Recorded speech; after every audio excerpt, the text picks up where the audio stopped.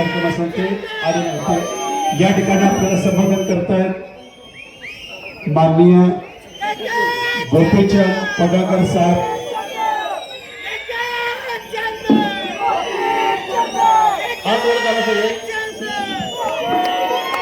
भारत माता की, भारत माता की, वंदे वंदे।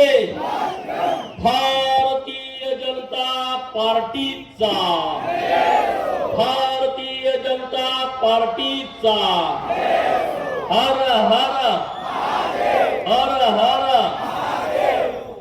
आज आवाज गेला असेल। आज दिघांची जिल्हा परिषद गट, दिघांची पंचायत समिती गण आणि विठलापूर पंचायत समिती गण या 3 ठिकाणी भारतीय जनता पार्टीचे उमेदवार निवडणूक लढवत आहेत। दिघांची जिल्हा परिषद गटाचे उमेदवार एक निष्कलंक चारित्र्य संपन्न व्यक्तिमत्व, अजात शत्रू, सर्वसामान्य लोकांच्या मदतीला सातत्यानं धावून येणारं व्यक्तिमत्व, वारकरी संप्रदायाचा वारसा असणारे माननीय कलाप्पा कुटे नाना हे आपले उमेदवार आहेत। दिघांची पंचायत समिती गणातून वंदनाताई शिंदे या महिला आरक्षणावरती निवडणूक लढवत आहेत आणि विठलापूर पंचायत समिती गणामध्ये एक तरुण युवा मुलगा पंचायत समितीची निवडणूक लढवतोय, वैभव हेगडे राजेवाडीचा। तुम्हा सर्वांना मार्गदर्शन करण्यासाठी व्यासपीठावरती सांगली जिल्हा परिषदचे माजी अध्यक्ष, आटपाडी तालुका भाजपाचे नेते माननीय बापूसाहेब, आटपाडीचे प्रथम नागरिक ज्यांना पहिल्यांदा आटपाडीचा नगराध्यक्ष होण्याचं भाग्य लाभलं ते माननीय युटी जाधव सर। व्यासपीठावरील अनेक मान्यवर उपस्थित आहेत। आता पुढे 4 सभा मला आणि बापूसाहेबाला आहेत, त्यामुळे आता त्यांची माफी मागतो।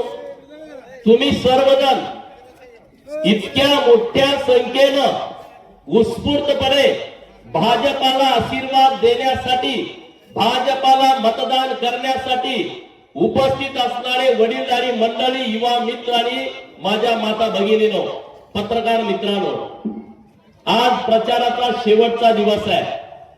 वातावरण ढवळून निघालंय। एका बाजूला सत्तेचा माज, पैशाची मस्ती आणि दुसऱ्या बाजूला लोकांना हात जोडणारा, नम्रतेने विनंती करणारा, तुमच्यासाठी काम करणारा उमेदवार पुढे आहे। 2 बाजू आहेत। एका बाजूला गोरगरिबांच्या मुंड्या पिरगाळून मिळवलेला पैसा आहे, सत्तेचा पैसा आहे, आणि दुसऱ्या बाजूला याच गावात वाढलेला सर्वसामान्य कुटुंबातला उमेदवार आहे। तुम्ही ठरवायचंय मतदान कुणाला द्यायचंय।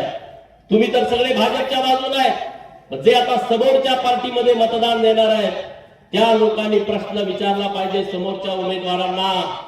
मागे एकदा त्यांच्या घरात जिल्हा परिषदचा उमेदवार इथून निवडून दिला होता, तेव्हा त्यांनी काय दिवे लावले? विकास विकास विकास। अरे विकास म्हणजे काय केलं सांगा? एकदा या चर्चेला समोर या, लोकांना समोर बसवू। आमदारांनी दोघा बसा, मी आणि बापूसाहेब बसतो, लोकांनी प्रश्न विचारू द्या, तुमच्या कार्यकर्त्यांनी प्रश्न विचारू द्या, आमच्या विचारू द्या, सर्वसामान्य लोकांनी प्रश्न विचारू द्या, आम्ही त्याचं उत्तर देतो। आम्ही बांधील आहोत तुम्हाला। आम्ही काय या विधानसभा मतदारसंघाचे आमदार नाही, तरी सुद्धा आम्ही बांधील आहे। आम्ही लोकप्रतिनिधी इथले लोक नाही आहे, तरी सुद्धा इथल्या तालुक्याचा विकास करणं ही आमची जबाबदारी आहे, हे आमचं कर्तव्य आहे, आणि म्हणून ते आम्ही काम केलेलं आहे। इतका सत्तेचा मार चांगला नसतो, पैशाची मस्ती तर अजिबात चांगली नसते। तर पैशाची मस्ती येऊ द्या कधी, जर तो तुमच्या कष्टाचा असेल तर। आज त्या आमदारावर तर इतका पैशाचा मार झालाय।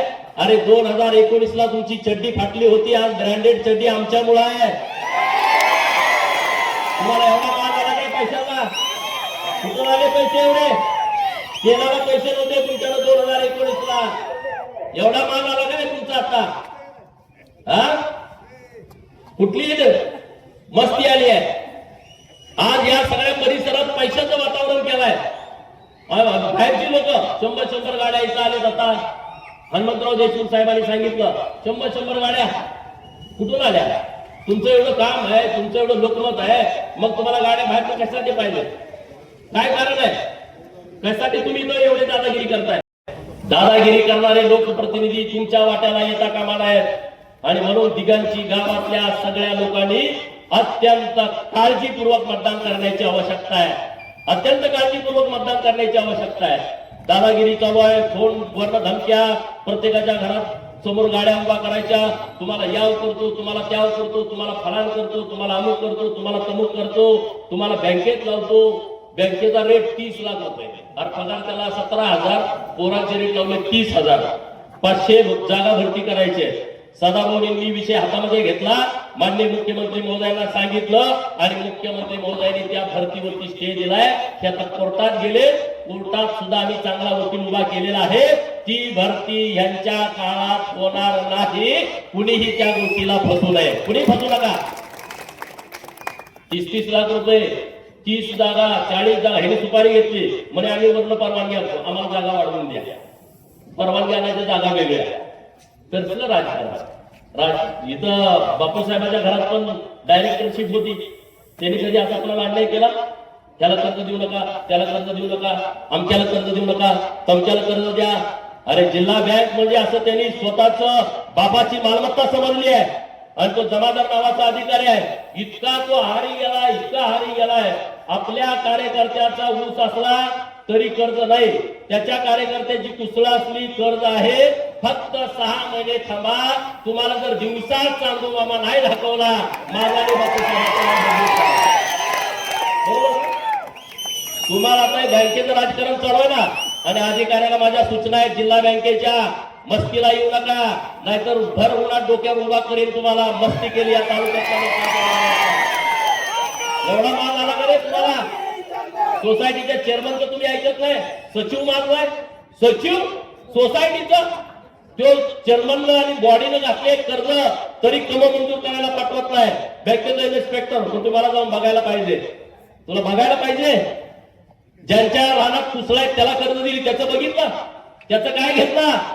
उद्याच्या जिल्हा बँकेच्या निवडणुकीमध्ये आटपाडी मधला डायरेक्टर आपला झाला पाहिजे बापूसाहेबांच्या नेतृत्वात. हे लक्षात ठेवा.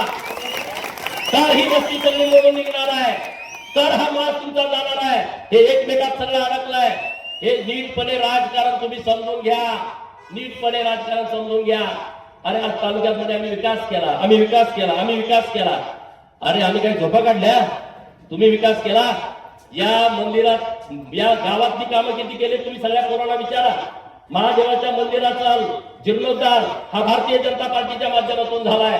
त्या समोरचं स्टेज सुद्धा जिथलं तुम्ही आमची मापं काढताय ते स्टेज सुद्धा भारतीय जनता पार्टीच्या फंडातून बांधलेला आहे. त्या गावात अनेक ठिकाणी सभा मंडळ, दलित वस्ती मंडळ फंड अनेक समाजाला दिलाय आम्ही. इतका वेळ नाही. तीर्थक्षेत्र ब मध्ये कुरुंदवाडीचं आम्ही मंदिर घातलं, 5 कोटी रुपयाचा निधी दिला. ती कुरुंदवाडी तुमचं गेले 40-50 वर्ष त्या काम करते. का नाही तुम्हाला विरोबाचं मंदिर दिसलं? खरसुंडीचं शीतलनाथाचं मंदिर, अरे महाराष्ट्रातल्या सगळ्या कुडाळ्यांचं कुलदैवत आहे. पश्चिम महाराष्ट्रातल्या प्रत्येक आमदारांचं, खासदारांचं, मंत्र्याचं. का नाही तुम्ही तिथं 1 रुपयाचा निधी दिला? आम्ही तीर्थक्षेत्र ब मध्ये घालून 5 कोटी रुपयाचा निधी दिला आणि तिथं काम सुरू आहे. गर्गणीच्या प्रभू श्री रामचंद्राचं मंदिर आहे, प्रभू रामाचं, ते तीर्थक्षेत्र ब मध्ये घातलंय. आणि ह्या गड्याच्या गावात सोनार सिद्धाचं मंदिर आहे. महाराष्ट्रातील लोक तिथं येत आहे. 5 रुपयाचा फंड दिला नाही आणि मग आम्ही विकास केला. आता तुम्ही सांगा, सोनार सिद्धाला लोक येतात की नाही बाहेर? देशमुख साहेब, लोक बाहेर येतात की नाही? मग का नाही निधी दिला? बापू साहेबांच्या नेतृत्वात त्या सरपंचाला माझं आव्हान आहे, उद्या तुम्ही प्रस्ताव द्या, आम्ही 5 कोटी रुपयाचा निधी देतो. आम्ही दोघं पण इथला आमदार नाही, आम्ही दोघं पण आमदार नाही ना. विकासाच्या गप्पा जर मारायच्या झाल्या लय मारायला येते तो.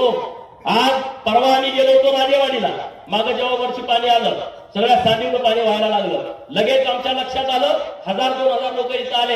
आम्ही मुख्यमंत्री महोदयांना पत्र दिलं बापूसाहेबांनी मी की 0.75 टीएमसी पाणी हे राजेवाडीसाठी आरक्षित करा. राजेवाडीचा तलाव बारमाही भरून द्या आणि मानगंगा बारमाही करा, ही आमची मागणी सरकारकडे आहे.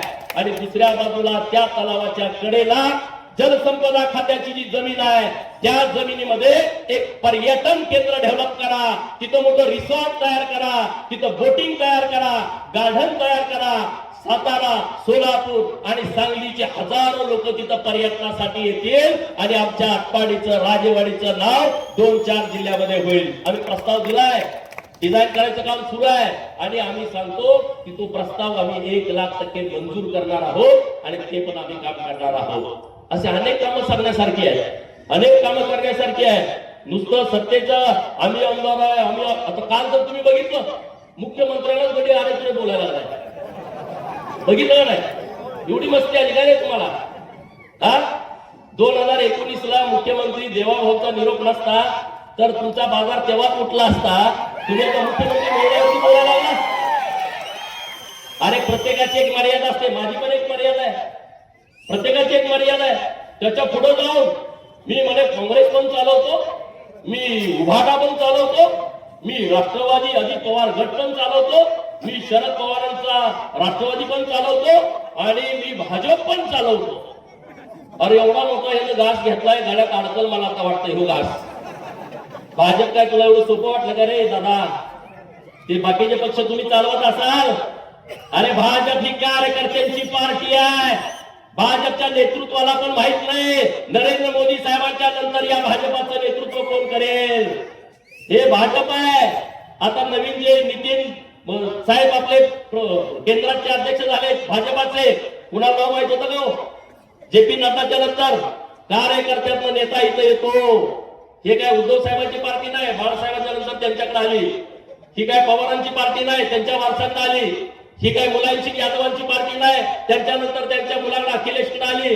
ही काय लालू प्रसादाची पार्टी नाही, त्यांच्यानंतर त्यांच्या मुलांना तेजस्वीकडे आली. ही काय जयललिताची पार्टी नाही, ही काय ममता बॅनर्जीची पार्टी नाही, ही काय देवेगौडांची जनता दल नाही, ते गेले का लगेच म्हणजे भाजपानंतर बाजू झाले का कुमारस्वामींच्याकडे आली. ही कार्यकर्त्यांची पार्टी आहे, लोकशाही मानणारी पार्टी आहे. एवढा मोठा घास घ्यायचा नसतो. सोसल एवढं करा, पैसा तुमच्याकडे आला हे मान्य आहे, पण एवढं मानू नका. मेंढक्यांना सुद्धा पैसे आले, आता 700 रुपये किलो मटण झालंय. पहिलं 700-800 रुपयाला बोकड जायचं, ते आता 15-20 हजार 25,000 जात आहे. माडगाव बकरा मार्केटमध्ये आणला, 1,00,000-1.5 लाख रुपयाला जातोय. असे आता म्हणे प्लॅनिंग विट्यामध्ये जसं रात्रीचे पैसे वाटले तसे आटपाडी तालुक्यातल्या मतदारसंघात पैसे वाटायचे. असं आता ह्याचं प्लॅन तिथं सुरू होतं. मला लगेच निरोप आला, मी लगेच यंत्रणा टाईप केली, आले का सोपा म्हटलं, बाकी दुसरं काय म्हटलं, डायरेक्ट सोपा. त्याला जबाबदार मी आहे. एवढा मास चांगला असतो का रे? आम्ही काय इथंच आहे ना, आम्ही काय इथं काय गोटे घालतोय काय? लोकांच्या कामासाठी आम्ही रात्रीचा दिवस करतोय.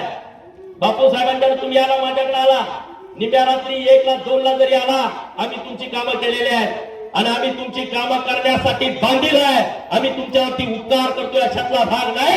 लोकप्रतिनिधी म्हणून आमची ती जबाबदारी आहे, लोकप्रतिनिधी म्हणून आमचं ते कर्तव्य आहे आणि ते कर्तव्य आम्ही पार पाडणार आहोत. ते कर्तव्य आम्ही पार पाडणार आहे. तुम्ही फक्त आम्हाला आशीर्वाद द्या, तुम्ही आम्हाला पाठबळ द्या. भाजपला आपल्याला खूप दिलंय हो, भाजपलाच हे दिलंय सगळं, टेंबू बिंबू आहे ना हे सगळं. आम्ही मार्केटिंगला कमी पडलो. राज्यात 2014ला मुख्यमंत्री देवाभाऊ झाले आणि आपलं टेंबूचं स्वप्न पूर्ण झालं. आपल्या तालुक्यामध्ये, गाव खेड्यामध्ये, वाडी वस्तीवरती, वड्या नाल्यामध्ये पाणी व्हायला लागलं. याचं 90% श्रेय हे देवेंद्र फडणवीस साहेबांना जातं. आधीचं 10% श्रेय आधीच्या लोकांना जातं. आम्ही ते नाकारत नाही, परंतु हे जे काम केलंय टेंबूचं ते देवाभाऊनी केलंय. राजेवाडीच्या तलावात पाणी देण्याची व्यवस्था हे देवाभाऊ करणार आहे. हे जे पलीकडची गाव आहेत नदीच्या, आंबेवाडी, बोंबेवाडी, लोणारवाडी, उंबरगाव, ठोंबरेवाडी, दरसवाडी, यांना जे टेंबूचं काम चालू आहे हे देवाभाऊ जलसंपदा मंत्री असताना झालं आहे. पलीकडची जी पश्चिम भागातली विमुतवाडी, गुळेवाडी, तरसवाडी, पिंपरीचा पश्चिमेकडचा भाग, यामध्ये पण पाणी द्यायचं काम हे देवेंद्र फडणवीस साहेबांनी केलं आहे. इतकं जर काम एखादा नेता करत असेल नरेंद्र मोदी साहेबांसारखा नेता आपल्याला देशाला मिळाला असेल. अरे नरेंद्र मोदी साहेब 2014 ला पंतप्रधान झाले तेव्हा 11व्या नंबरला भारत जगामध्ये होता. किती नंबरला? 11व्या नंबरला. आता तो आलाय 4 नंबरला. 2030 ला येणार आहे 3 नंबरला. 2035 ला येणार आहे 2 नंबरला. आणि 2047 ला अमेरिकेला मागे टाकून भारत जगातली महासत्ता बनणार आहे. अरे मग भारत जर महासत्ता बनणार असेल ते पण नरेंद्र मोदी साहेबांच्यामुळे बनणार असेल तर मग तुम्ही गावगाड्यातल्या लोकांनी विचार करण्याची आवश्यकता आहे. आपण भाजपच्याच बाजूने गेलं पाहिजे, भाजपला मतदान केलं पाहिजे आणि सांगली जिल्हा परिषद वरती भाजपचा झेंडा रोवला पाहिजे. त्यासाठी कुठे नाना धोतरवाला गडी, साधा गडी, गावातला गडी, आपला हक्काचा माणूस झेडपीचा मेंबर म्हणून तिथे गेला पाहिजे. आता दिगंजीकरांनो गेले 25-30 वर्ष एकाला तुम्ही सहन करताय, त्याच्या अन्यायाला सहन करताय, तुमच्या पिढ्या बर्बाद करण्याचं काम त्यांनी केलंय. जर तुम्ही इथं चूक केली तर पुढची पोरांची पिढी बाद करण्याचं पाप तुम्ही करणार आहे तुमच्या हातानं. याच्यावरती दिगंजीकरांनी विचार केला पाहिजे. पुढची 4 वर्ष तुम्हाला शांत निवडणुकीची काढायची असतील माझ्या नादाला लागू नका, नाही तर रोज तुम्हाला ह्याचा त्रास होईल. परत तुम्ही मला म्हणायचं कारण नाही असं झालं तसं झालं. मी वर्षभर कुठलंही स्टेटमेंट केलं नव्हतं, परंतु 2-4 दिवसामध्ये ज्या पद्धतीनं त्यांचं सावपणाचा आवाज चाललं होतं तर त्याच्या पद्धतीने आम्हाला बोलावं लागलं. आज मी तुम्हाला विनंती करतोय दिगंजी गटातल्या लोकांना, आपण अत्यंत काळजीपूर्वक कुठे नानाला आणि आमच्या दोन्ही उमेदवारांना शिंदेताई, वंदनाताई शिंदे आणि वैभव हेगडे अत्यंत चांगले कार्यकर्ते आहेत, प्रामाणिक कार्यकर्ते आहेत आणि बापू साहेबांच्या नेतृत्वात आपण 4 जिल्हा परिषद निवडणूक लढवतोय आणि 4च्या 4 आपल्याला जिंकायचे आहेत ते तुमच्या आशीर्वादावरती. आम्ही काय एवढे पैसे काय घेऊ शकत नाही, आम्ही सामान्य लोक आहे. आम्ही तुमच्यासाठी वेळ देऊ शकतो, तुमचा स्वाभिमान जपू शकतो आणि आटपाडीचं नाव आम्ही उंच करू शकतो. महाराष्ट्रभर आटपाडीचा डंका आम्ही करू शकतो. एवढाच शब्द तुम्हाला देतो आणि थांबतो. जय हिंद, जय महाराष्ट्र.